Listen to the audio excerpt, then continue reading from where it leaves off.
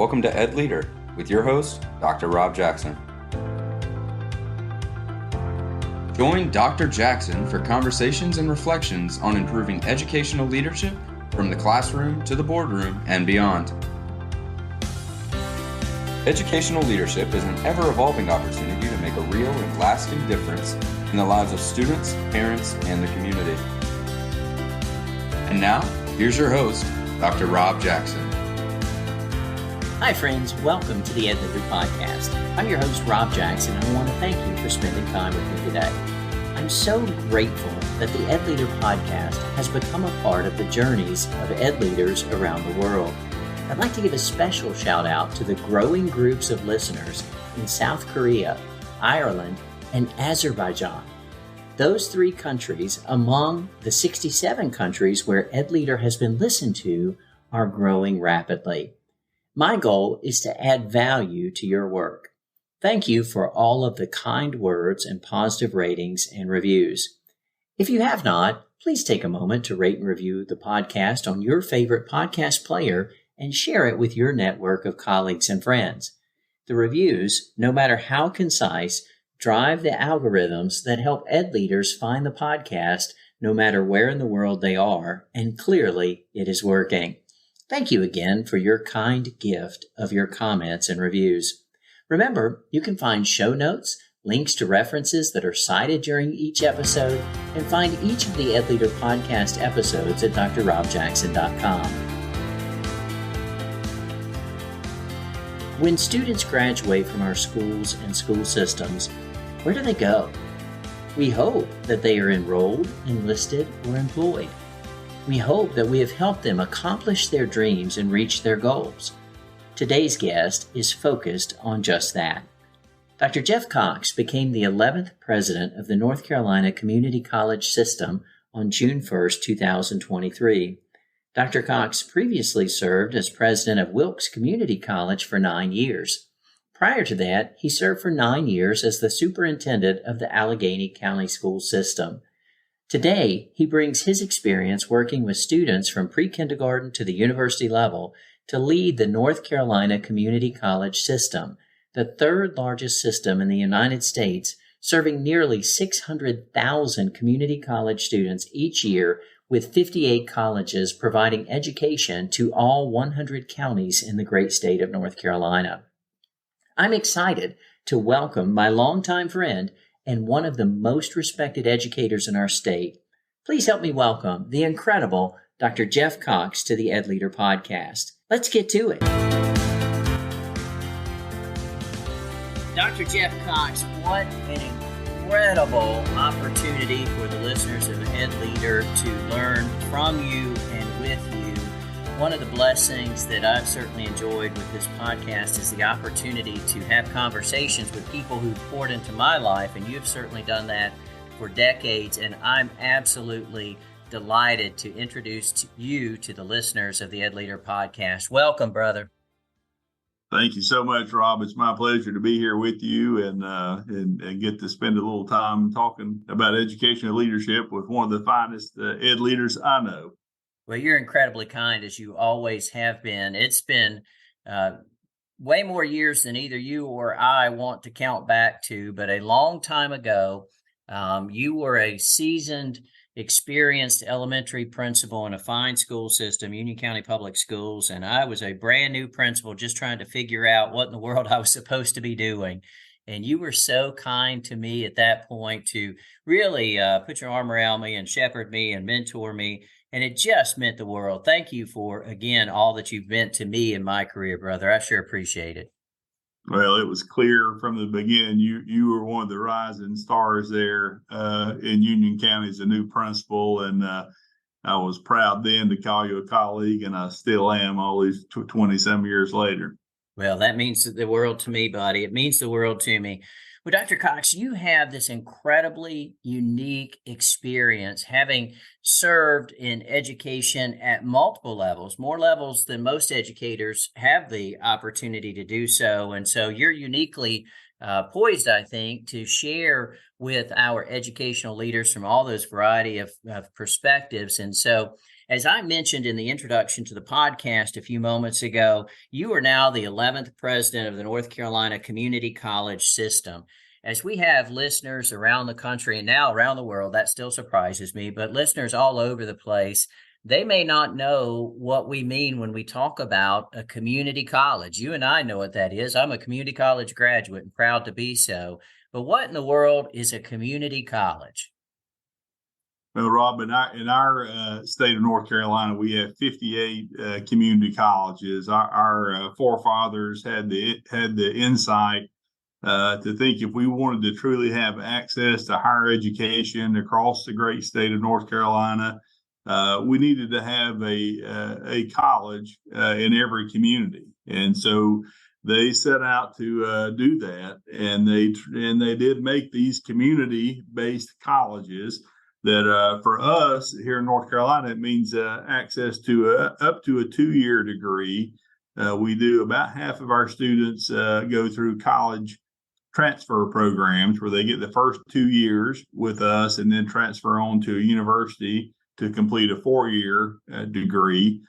But we are in North Carolina, I think I'm safe in saying the most comprehensive community college system in the country, in that we serve about 600,000 students, but we do everything, Dr. Jackson, from those college transfer programs I mentioned to terminal 2-year programs. Think of something like if you want to be a diesel mechanic, it's a 2-year degree, but then it stops with us. That doesn't transfer on to university. So we've got other programs like a nursing degree, an associate degree in nursing, that you could either terminate with us and go straight to work as a nurse, or you could add on to that and go on and get your master's degree in nursing from one of our universities.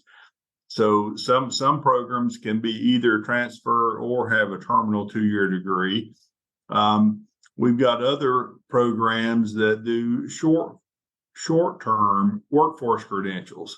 So think about programs like cosmetology. Somebody, you're going to go get your hair fixed. I don't have that issue to worry much about these days, but many people do.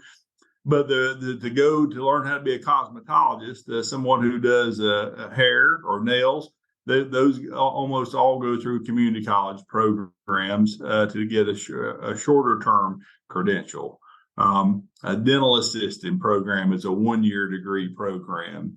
So we do many of those programs. If you think about all the business and industry today, manufacturing, almost all of the jobs out there today require some kind of post-secondary degree or credential, but the vast majority actually don't require a full 4-year degree, and many times not even a 2-year degree. It may just be a few weeks or months that folks need to invest their time and energy to go earn an industry credential that can get them a great job making a living wage. So we do those kinds of programs, hundreds and thousands of them across our great 58 community colleges. We also do things like we work with students who have had life happen while they were in high school, and for whatever reason they had to drop out of high school. Now they're decided they realize that education is the key to the good life. If they're going to go out and earn a great living, they're going to have to get their high school diploma and some sort of post-secondary degree or credential. So they come back to the community colleges, and they can take coursework to help them complete their high school. We've got, again, thousands and thousands of those students each year who come back and complete their high school equivalency. So that's another service that we offer. ESL programs, folks who come to our country and English is not their native language. We do classes for people to learn how to speak English. We even work with students, Dr. Jackson, who are developmentally delayed, folks who might be adult students who are living in a group home situation, but they want to work and be productive and help take care of themselves. So we've got programs that work with life skills, helping people, from wherever they are, Dallas Harriman was one of the forefathers of our great community college system, and his famous saying is, the community college is the goal is to take people from where they are and take them as far as they want to go. And that's really what our community college system does in a nutshell. Is we're an open door institution. Anybody who wants to come to college can go to college. We'll take you from where you are and help you go as far as you want to go. I tell you, Dr. Cox, Jeff, I love that. I mentioned that I'm a community college graduate. Shortly after completing my military service in the Navy, I attended Asheville Buncombe Technical Community College right here in my hometown, AB Tech, as we like to call it, and earned my 2-year degree before transferring on to Western Carolina University to pursue my bachelor's degree. But many decades later, serving in Carteret County, my wife and I absolutely enjoyed taking some cooking classes in the culinary program at Carteret Community College. And so I love about our community college system that it's a place where, as you said, you can go when you're ready to go as far as you'd like to go. And by the way, you can go back and continue to learn, whether it's on a program path or just, I guess you might call it continuing education, to pick up some things like cooking classes that my wife felt strongly I needed to participate in. That you needed, yes, sir. I can only imagine. That's fantastic. Yeah, well, I didn't even mention all the classes like that, just things that people are just interested in. It may not lead to a degree or credential at all, but the joke is basket weaving class. Well, people like to make baskets, and if you do, there probably is a class somewhere where you can learn how to make handmade baskets, or to cook, or to do woodworking, or whatever kind of hobby things. That's a whole nother set of courses that we do offer across the community college system.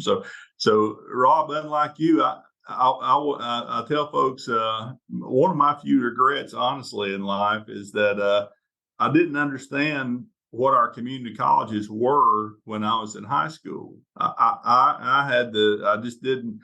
My parents were neither college graduates. So my brother and sister and I were all first generation college students, and they knew that we needed to go to college. And for them, what that meant was go to the university. So I just grew up knowing that when I graduated high school, I wanted to go to Appalachian. I just knew that's where I wanted to go. It was closest to my home, only about an hour away. And it never occurred to me that I could go the first 2 years through the community college and save my parents a fortune. I just didn't know any better. So I went straight to the university. I wish I had known, because my mom and dad, they weren't affluent by anybody's definition. I don't know how they afforded to pay for me to go to college back many years ago, but they did. But I wish I'd known about the community colleges. So now I do, and all three of my sons are proud graduates of Wilkes Community College. They went through our early college high school program, which I should have mentioned. That's another aspect of our community college system. We've got one of the biggest, most comprehensive dual enrollment programs of anywhere in the country. If you're a high school student, anywhere in North Carolina, you can have access to taking our career and college promise dual enrollment courses, or in almost all of our communities, there are early college high school programs. So students can go, instead of the traditional high school route, they can go into one of our early college high schools, and in either 4 or 5 years earn both their high school diploma and a full 2-year associate degree. Again, almost just free of charge. So just a fantastic opportunity. No question. And I'm glad you mentioned that. We are blessed in Buncombe County Schools, the school system that I serve, to actually have 3 cooperative innovative high schools, or early colleges: Buncombe County Early College, Buncombe County Middle College, and of course Nesbitt Discovery, which is a STEM-based school. And again, very proud of our partnership with the community college. That's the segue to really where I'd love to kind of lean into and leverage your experience. Uniquely, you've served as a K-12 educator, as an assistant superintendent, as a highly regarded superintendent in our state before becoming the president of Wilkes Community College, which then years later led to being the president of the entire community college system for our state. But I wonder, as you consider the perspective of K-12 educator and the perspective of community college educator, for our listeners, for me, quite frankly, what's the difference? What are the similarities in terms of thinking about being an educator at the college level and being an educator at the K-12 level? Just kind of that maybe high level, but what's similar? What's different? Yeah, it's interesting, Rob, to think about it. One of the things being at the community college level that I've seen with our other community college presidents and our faculty and staff is, some frustration that emerges when students come to class and they're not fully prepared yet for college. They're struggling some and need some of the developmental or kind of introductory classes to get them ready for college level work. And I've found it a little bit amusing in having the conversation with them that, folks, I can promise you, if you go to the high school and talk to the high school faculty, they're a little frustrated that the middle schools have allowed these students to come to them not yet fully prepared. And if you go to the middle schools, they're a little frustrated that these elementary schools have allowed students to leave who are not fully prepared. And of course, if you were an elementary school principal, like you and I both were, then the elementary school folks are a little frustrated that these parents are sending kids to them that are not fully prepared and ready for kindergarten. So, but I think you and I had a superintendent in common who said, I think at a principals meeting one day, said, folks, these parents are sending us the best ones that they have. They're not keeping the best and brightest kids at home. They're sending us ones that they have. And so I've used that over time in all those settings, from the elementary school where I was a principal to the middle school and high school and here at the college level, to say, it's really not our role to pick the students who are easy to serve or who are easy to teach. In public education, we teach everybody, and we take that Dallas Herod mantra for real, and take people from where they are and take them as far as they can go. So let's don't get transfixed on the deficit mindset of what students don't have. Let's think about what they do have and what do we have. What's our role? What do we bring to the table to help students? Just like in elementary school or high school, but even more so at the community college level, these students are there by choice. They don't have to be there. They didn't come there for us just to point out all their deficiencies. They want to learn. They want to get a degree or credential. So that's the similarity, I think, is it's teaching and learning at its very core. It's in the classroom is where it happens. If you've got a great instructor who really is engaging with students and think about Bill Daggett's 3 R's: rigor, relevance, relationships, that we both learned a lot about over the years. If you've got that happening in a classroom, then you can take students from where they are and take them a long, long way. But anyway, so that focal point of really leading with a servant heart and really wanting to reach students and help them be successful. I see that prevalent in our community colleges. The vast majority of our faculty and staff really lean into that, and they're there for the students. And you and I both had the good fortune of working in a lot of fantastic K-12 schools and school systems where that's the mantra. People are in this business to help people, help students. And I've seen that across the continuum. I've been blessed to, as you said, be from pre-K all the way through at the university level, the doctoral level. I had the opportunity to teach one master's doctoral level course a few summers ago, introductory to the community college system at UNC Charlotte.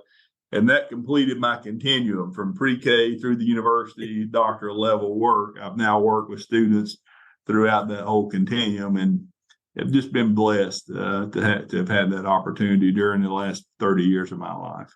Well, it is a blessing to serve, and I truly appreciate that. Jeff, I spent quite a bit of time as a high school principal, and I often wondered how our students were doing once they left our school, whether it was that they were Yeah. headed off into a career, employed, or enrolled in a community college or a university, or perhaps enlisted into military service. As you think about particularly our recent high school graduates who arrive on the campus of one of our community colleges, what advice would you have for our K-12 educators in terms of our desire to help our students go as far as they possibly can? Is there something we need to focus a little more on? Is Yeah. there something that maybe we're spending too much time on, or what are your thoughts there about improving our practice? That's a great question, Rob, and it is, frankly, having had the opportunity to serve along this continuum. It's something I thought a lot about. Is, when I was a superintendent, I was focused primarily on our graduation rates. Just getting students through to graduation, and felt like if we got all the students across the stage and graduated, that's success. And then sometime during my tenure, I started thinking more about how many students are actually getting into college, and okay, we're graduating more students, but are we having more go to college? And then I made the transition into the community college role, and again, started out with that same measure. How do we, can we set a bold goal to double our completion rate at Wilkes Community College? And we actually did that over a 5-year period, went from 25% to 55% graduation rate. But my thinking started shifting after I went through this Aspen Presidential Fellowship to start thinking about what they call completion 3.0. They go back years ago and said, completion 1.0 was the agenda was just get students enrolled in a community college, just get the enrollment up. Completion 2.0 shifted the focus to, okay, it's not enough to enroll people in college. They need to graduate from college. They have to complete a degree or credential. But now they've shifted over to thinking about completion 3.0 being about what happens after graduation. The true success marker is not did they graduate or not. It's what happened after they graduated. Were they able to go out and get a job where they could earn a living wage? Did they improve their social and economic mobility as a result of getting a degree or credential at your institution? So what I would say is, so that started shifting our focus, Rob, to think it's not enough just to graduate students. If they're earning degrees or credentials that don't have much value in the labor market, then we're not really helping them. Right. If you survey community college students, they're there because they want to improve their lives. They want a better job. They want to earn a better living. Almost 100% of students you survey will tell you that. So if they get a degree or credential and then they can't go out and find a job that's going to pay a living wage, then we've done a disservice to those students. Right. So what I would tell K-12 educators, as well as community college and university educators, is we should all be beginning with that end in mind. Take that Covey principle and think, what is the end goal? It's not just the education; it's the access to careers and jobs that pay a living wage that come after the education. That's really ultimately what the goal is for most of our students. Education just for the sake of education, just to be enlightened.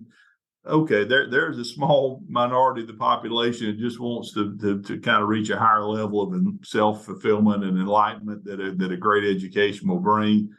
But almost all of our students are hoping to have a better life and be able to be in jobs and careers that are going to elevate their social and economic mobility. So with that in mind, and thinking about high school in particular, I would challenge all of you and all of your superintendent colleagues to dig into that a little bit and think the first goal obviously has to be graduating students, and that is going to continue to be a goal. But look beyond that finish line to what's next for those students. They're graduating, but are they really ready to go to college? Have they had any kind of career exploration? Do they have any idea at 18 what they really want to do? as an adult. And that's tough. I didn't as an 18-year-old. But what can we be doing in middle school and high school to expose kids to more careers beyond just what they can see in front of them as a teacher or a fireman or a police officer? How much exposure can we give students to the real world of work and business and industry and opportunities that are available inside their neighborhoods and all over the world, with what's available.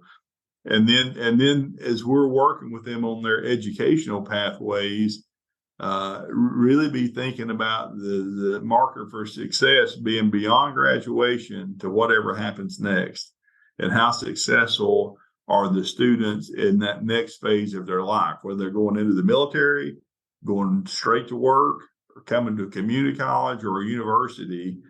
I would encourage all the K-12 folks, superintendents in North Carolina, to be thinking about how do we begin to keep track of our students and how successful they are after they leave us, because that's really the ultimate measure of success. Not just if they graduated, but did they graduate and go on to be successful afterward. Now, you can't control all that, what happens after.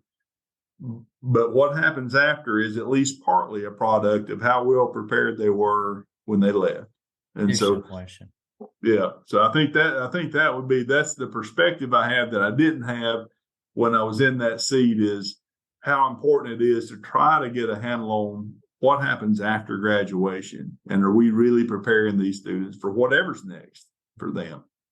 You know what, Jeff, I think you're right on the money there. And not only in the goal, and I appreciate this thought about completion 3.0, moving beyond exposure to education, moving beyond just getting across the stage and earning that high school diploma, but actually seeing what happens next and recognizing whether or not students have met their goals. And of course, you hit the challenge as well, which is that data tracking piece and figuring out how we can keep track of graduates as they head off literally around the world sometimes to figure out whether they are meeting their goals. However, it's not something that we need to shy away from just because it's hard work.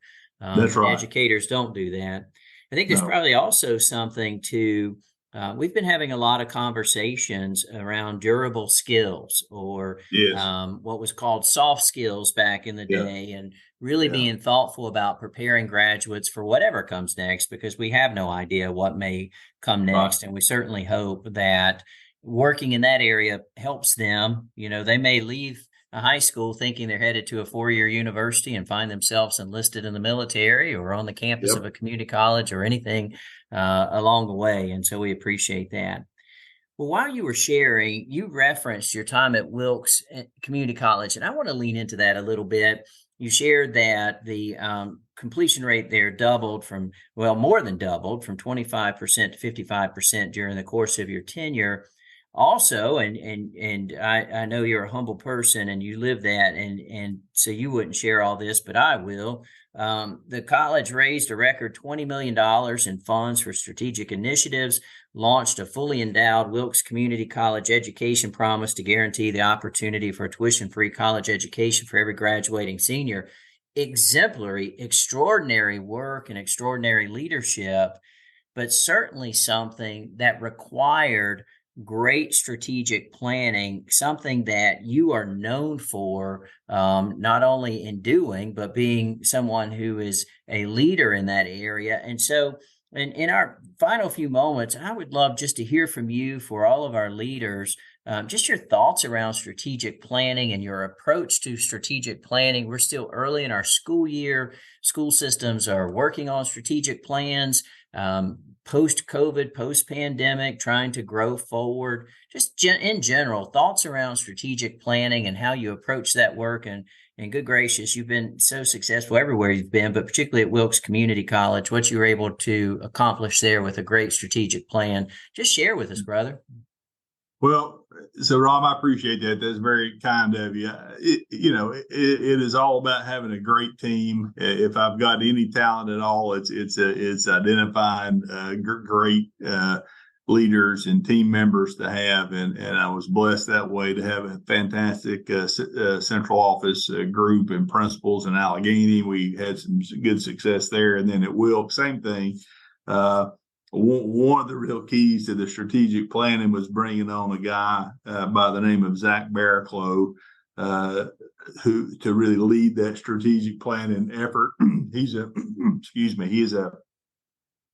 really a mastermind in strategic planning. But what we found, Rob, is we had first of all, I took about 2 years at Wilkes just because it was a great school and they were doing well overall. And I took my time to really understand the culture and the people and what the needs were, what we were doing well, what we weren't doing well. In hindsight, I might could have done that a little bit quicker. In the role I'm in now at the state level, I don't have the time just to wait for 2 years. We're having to jump in and do things a lot more quickly now. I don't have that luxury of just waiting and kind of really absorbing everything. But anyway, the point is that we did take that time. So for the superintendents and other ed leaders who are listening, if you have that opportunity and you can go slow in the beginning to really understand and build relationships and know where you are and identify what are your strengths and weaknesses and what are those opportunities for improvement, then I would encourage that versus just coming in blazing immediately and making changes and just in a rush. Because over time, over a 9-year tenure, it was about the third year before we really started making a lot of big strategic moves at the college. But by then, I had built relationships with the faculty and staff and the leaders at the college. So they trusted me and we trusted each other. And we developed a really robust strategic plan. And in that plan, we had some big things that we wanted to do. But we had built relationships in the community and we were able to leverage those to get partners to come in and say, look, we want to do a whole new advising program. We got to totally revamp the way we're doing advising at the college, but it's going to take about $1 million. And we had a local family, a former Lowe's executive, say, we love what you're doing. We love the idea of that advising. Our dad was big on helping people, and we think that fits in well with him. So we created the Petro Kolonic Student Advising Center with $1 million donation from that family. We went to the Leonard Herron family, just doing the strategic plan. Lee Herron, his dad was Leonard Herron, one of the founding fathers of Lowe's. Lee was very successful for many years, retired from Lowe's himself. Their family foundation actually funded the strategic planning work we did at the college, and Lee has invested millions of dollars. And then finally, we have one other family who also came alongside to do the career coach program, to put a career coach in every high school in our service area. That family wanted to fund that initiative. So, and then finally, when we launched the Education Promise, our version of the Education Promise program, so that every student in Wilkes, Ash, and Alleghany could graduate high school, come tuition free to Wilkes. We needed to raise about $8 million. I thought it would take us 3 or 4 years to do it. We raised $9 million in 6 months. Wow. People just wanted to get behind it. They loved the idea, and people gave millions and millions of dollars to do it. So what I would just say is take the time, invest in that strategic planning, develop a bold vision with some really concrete things that you need to do. And one of my mentors in the Aspen program is a guy named Bob Templin. And what Bob told me was a good manager will take the budget that he's given from the state or the county or whatever the source is, and then figure out how to make the most out of that budget that he's been given.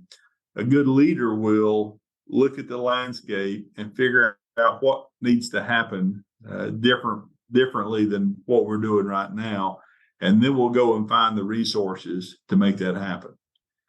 And as a superintendent, fundraising was never kind of part of what I did. It just wasn't part of the gig, really. But at the college level, it was a different expectation about fundraising for the college. And so my mentality had to shift some into thinking, if we don't have the money in our state budget, there are people out there in the community who would support the work. So if you develop a bold strategic plan that's aimed toward really making a difference in the community for students, you'd be surprised how many people will sign up to support that plan. And so that's the success we had at Wilkes, is building a plan that people wanted to be part of and said, yes, I'll give to that. And we put the accountability in the plan, and we reported back to the donors and what their money was going for. And it really built a successful model there. There is so much there, Jeff. I'm just thinking this is one of those conversations that I'm going to be listening to over and over, because you just shared so much wisdom there, starting with taking the time to learn the culture, learn the context, learn the system, building relationships, building trust, earning trust, casting a bold vision, and then allowing others to come alongside and partner in the work, and then the accountability piece to share with them the difference that they're making.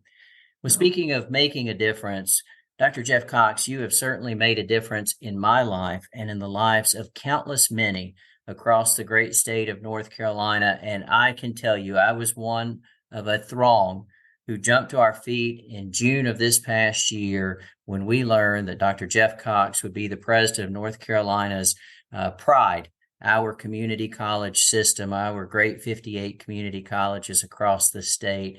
My friend, congratulations on that work. Thank you for the difference you have made and are making, and thank you for spending time with us today. Rob, thank you. It's been my pleasure, and it's truly the honor of a lifetime to be in this role, leading our fantastic community college system. I think we are the key to economic mobility for the vast majority of the people in our state. And enrollment is up about 5% this year, and I'm happy to say that. I hope it's up 20% more next year. So we're going to keep moving forward. And again, just blessed to be here in this role and one of the leaders in our great 58 community college system. Thank you, Dr. Jackson. My friend, thank you. I hope that you enjoyed our time together with Dr. Jeff Cox. When he advised us to go slow to build relationships and earn trust before casting a bold vision, it became clear why he's been so successful along the way. I'm grateful for great leaders like Dr. Cox who are willing to share what they have learned along the way with all of us. What do you think? Please keep sharing your feedback on Twitter or X at Dr._Rob_Jackson through email or by commenting directly on the show notes page. If you think it's been helpful, please share the episode and podcast with your network of friends and colleagues. Thank you for spending time with me today, and thank you for all that you do for every student, every teacher, and every staff member. You are making a difference. If no one else has told you, I want you to know that I believe in you. Good day. Thank you for listening to the EdLeader podcast. Please subscribe to the podcast and consider leaving a review with 5 stars on Apple Podcasts so that we may continue to grow the EdLeader community. We hope that you have enjoyed your time with Dr. Jackson. Until next time.